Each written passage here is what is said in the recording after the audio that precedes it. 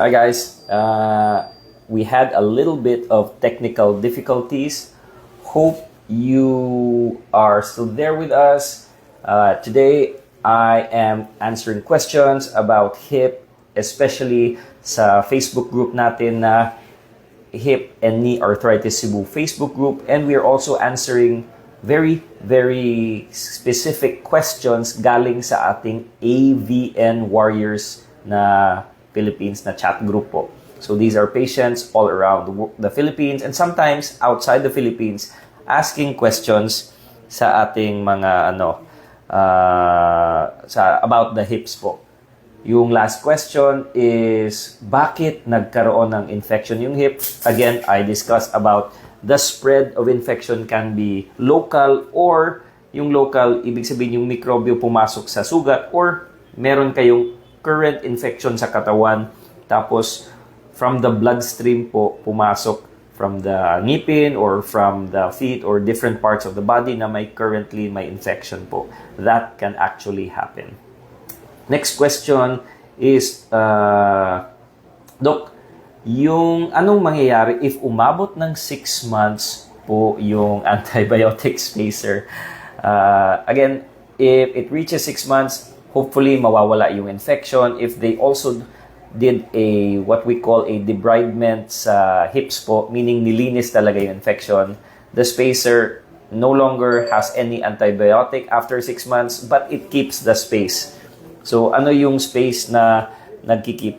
If wala kasing hip replacement, ang mangyayari is magkakaroon ng dead space. So yung space ng dalawang bones is didikit po. And mahirapan yung surgeon na ibalik yung hip replacement. So, pag wala na yung hip, before ipasok sa socket, ganon, yung temporary spacer ang magiging mag-keep ng space na to para hindi didikit yung dalawang buto. So, at 6 months, the spacer has no more antibiotic, but it is still a spacer para hindi didikit po yung buto. Yun po yung pinaka-simple na explanation po natin, So, we're also going to the next question. Doc, ang hyaluronic at PRP po ba ay nakaka-grow ng knee cartilage? So, can PRP and HA injections regrow cartilage? The quick answer is no. You have to talk to your doctors about PRP and HA if you are deciding, because these give longer-term pain relief for knee arthritis. So, para sa mga listeners natin, if meron kayong mga tuhod na normal yung cartilage, the PRP may not work. HA may be good for giving the knee more fluid if walang arthritis. If meron kayong konting arthritis, ito po yung tuhod, may konting arthritis, or mild to moderate po yung arthritis, which means may damage na po ito, then your injections like the HA and PRP may still work. Pero pag severe na po yung arthritis niyo po, ibig sabihin sirang-sira na po yung tuhod niyo at nakikita niyo may parang buto na lumalabas dito in comparing it to the normal knee na walang So tingnan natin sa side view yung normal knee, yung front view at yung likod po, Pag sirang-sira na yung tuhod, your injections, the HA, PRP may not work, whether it's the knee, whether it's the hip. So these injections are for mild to moderate po na arthritis, hindi po para sa severe po. So shout out to Ma'am Michelle Clemenia. Hello po. Again, please comment below where you are from if you want to ask questions, and we will get back to you as soon as possible. Next question is, Doc, normal po ba na biglang may nararamdaman na parang nagkiskisan ng mga buto sa singit? Okay. Sinabi ng anak ko na nagkrok-krok ang buto niya sa singit. So definitely hindi normal if yung buto niyo sa singit ay nagkrok-krok. So ano ba yung usual na meron sa singit na buto or sa hip joint natin? So a normal hip joint is itong dalawa. Ito yung buto sa femur Ito po yung buto sa socket natin, dapat normal po yan. So, dun po yan papasok at joint po yan na maganda. If you have damage sa dalawa, pwedeng magkakaroon ng mga anong tinatawag natin, arthritis or injury sa hips. So, we'll give you an example, no? Pag may konting damage dito, ito yung nakikita natin, may sira na po yung femur head. And meron ding nasisira dito sa loob. So, when you have damage, pwedeng magkakaroon ng nag-croak-croak, no? Yung sabi ni ma'am sa anak niya, naririnig. If in severe arthritis, lalong magkakaroon ka. If this is mild arthritis, isipin mo na lang po na masisira po yung buto. Dahan-dahan magkakaroon ng maririnig na croak-croak or nagkiskisan sa singit. When the arthritis becomes even worse, mas nasisira yung buto dito, masisira din yung buto natin dito. Definitely, magkakaroon ng krok-krok po or magkiskisan sa singit. Lalo na pag sa AVN Warriors po natin, meron po tayong sirang-sira na wala ng cartilage po dito. So here, wala na pong cartilage dito. And that's why na sirang-sira na po yung buto, magkakaroon ng maririnig na kiskisan po, no? So, thank you again for that question. Hi, Ma'am Michelle from Laguna po ako, Doc.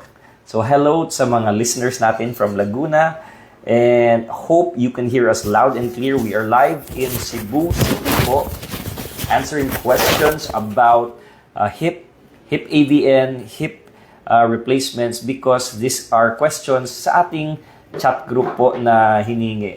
Balik tayo sa mga tanong dito sa ating AVN Warriors na chat group. We have question here galing sa Davao from Sir Ray. So Sir Ray from Davao is asking, Doc, meron po akong tanong sa anak ko po. Yung anak ko ay may infection din sa hips. Nilagyan nila ng spacer. Ano po yung tingin niyo po sa x-ray ng anak ko po? So, ang tingin ko sa x-ray, pakita ko lang yung ano. So,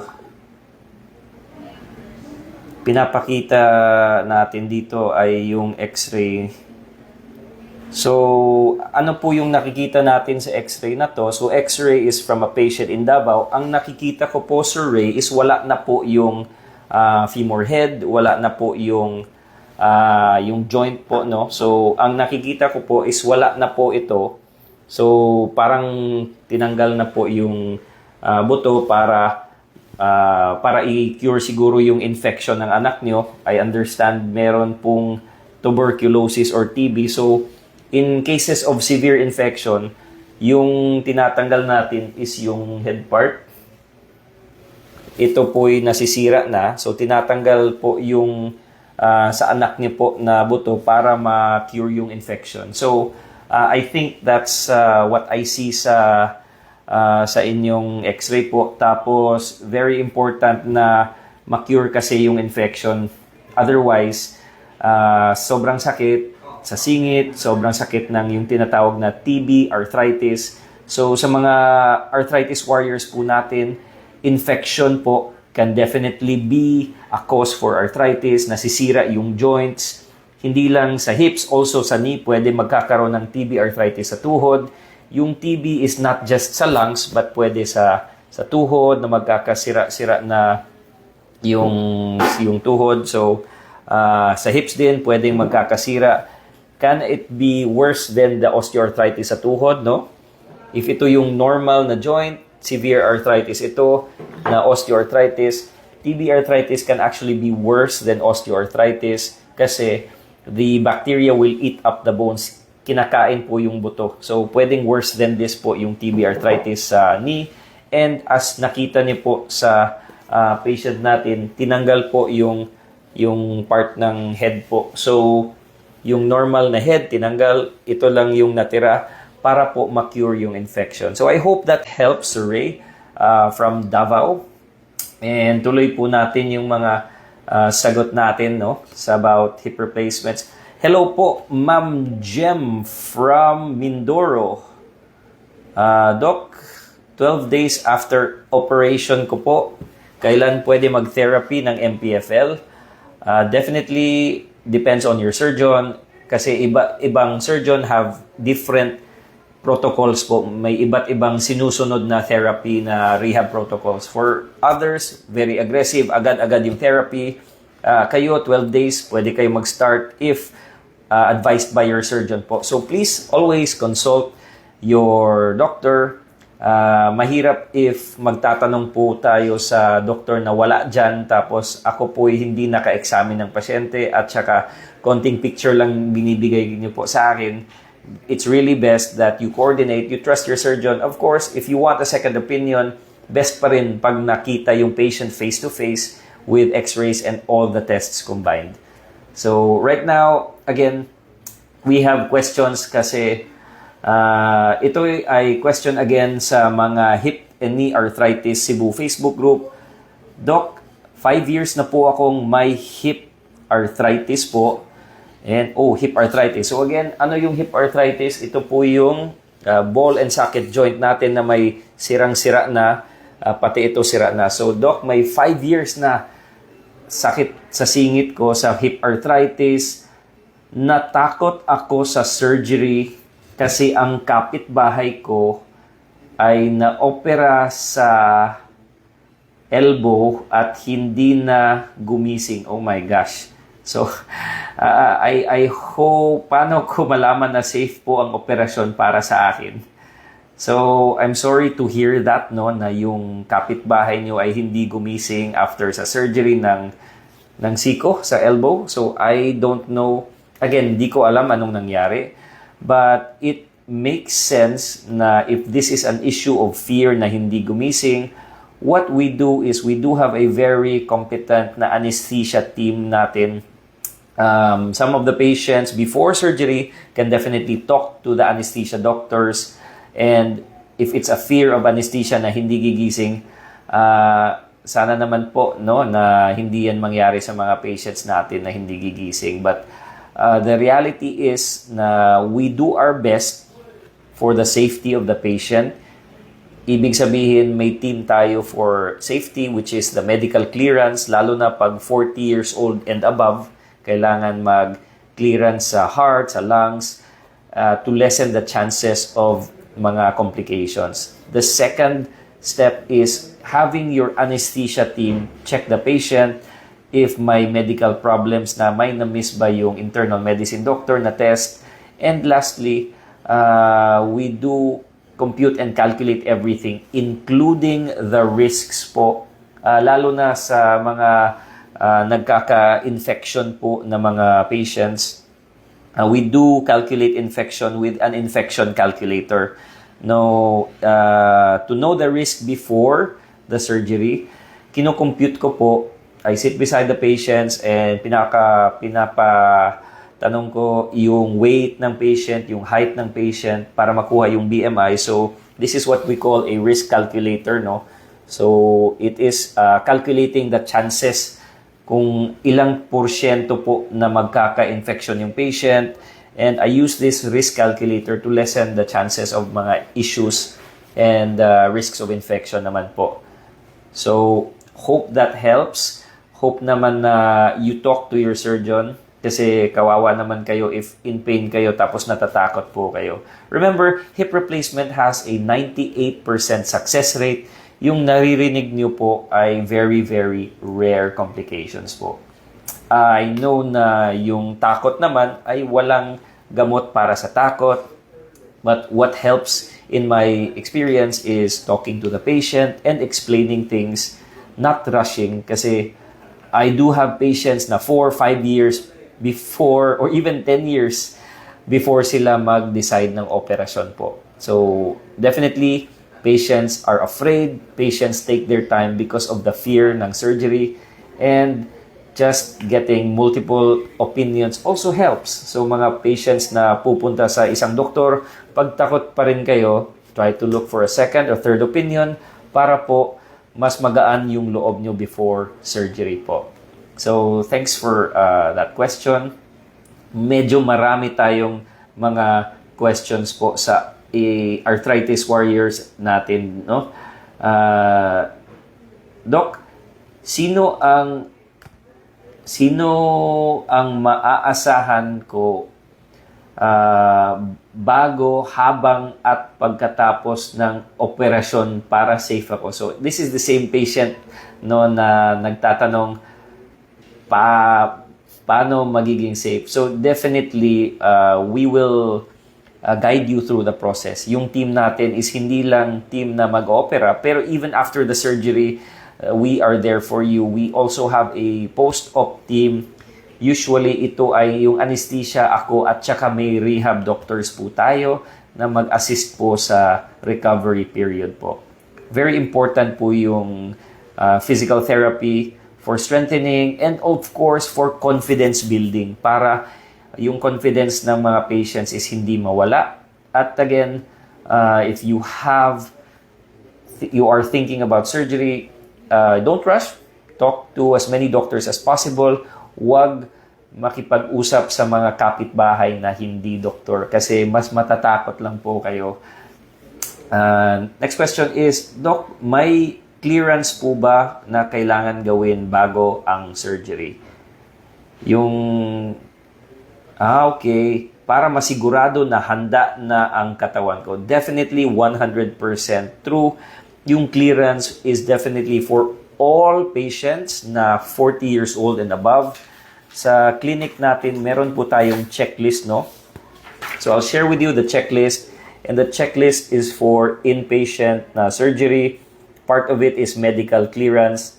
Dati pa may COVID. COVID clearance hindi na kailangan ngayon, pero hindi natin na-update. But definitely, sa checklist natin, we check for medical clearance, 40 years old and above.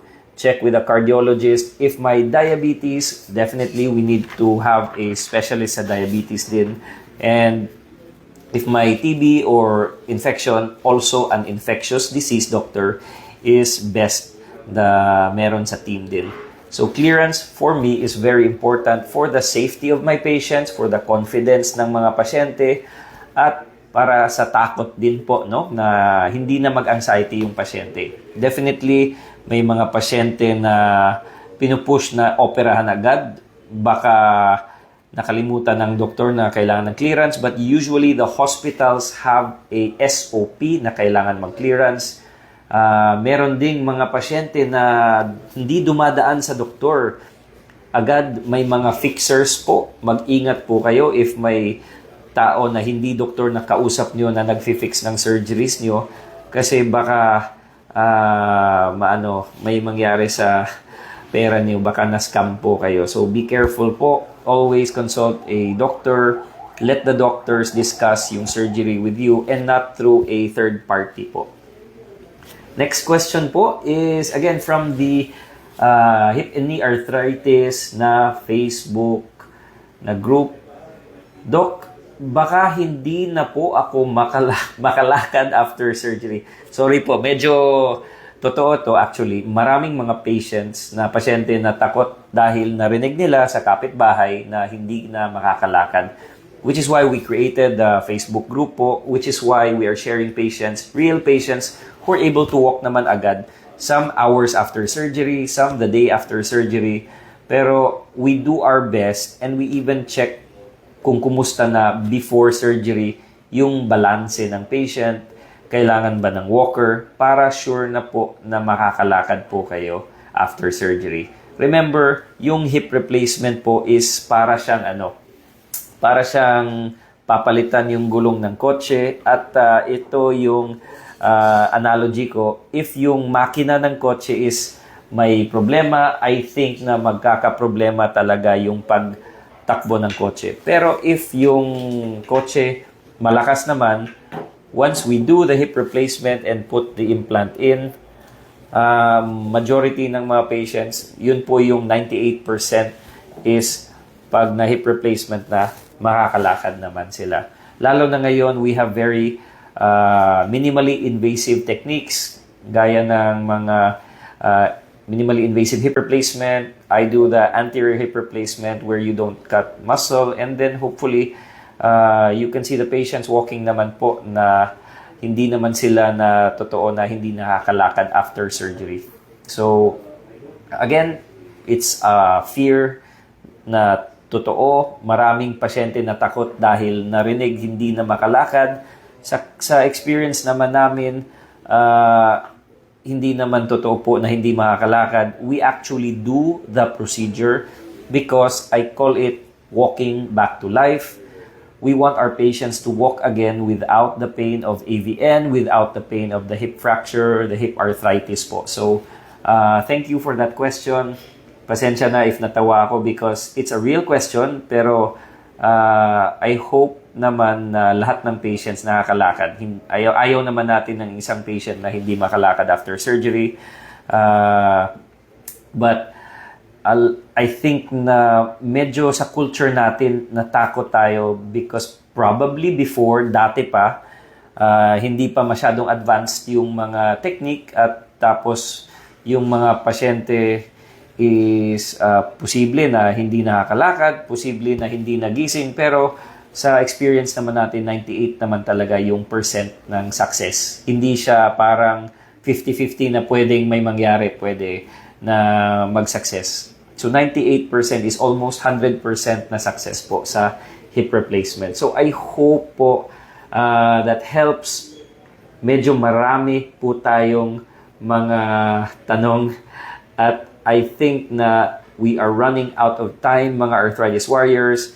So recap lang po, if you feel na may pain sa singit, sa bugan, sa punuan, it can be AVN or hip arthritis. Please see and consult a doctor near you, preferably a hip specialist. Definitely, you will need x-rays para makita yung normal na joint na nasa walang arthritis. You compare it dito na meron tayong arthritis na severe. Yung ball and socket hindi rin nag-match, no? Nasa labas na yung ulo, may sira na dito, dikit na po yung bone, wala ng space. So these are hip arthritis. And for these patients, yun po yung ginagawa natin na yung tinatawag na hip replacement po. So this is a hip replacement. And again, if you have questions, we'll try to answer them sa next natin na live. I'm Dr. Jonathan Flor-Delis, your Cebuano hip and knee specialist, signing out for today. Much love and respect. Goodbye, mga arthritis warriors. Bye-bye.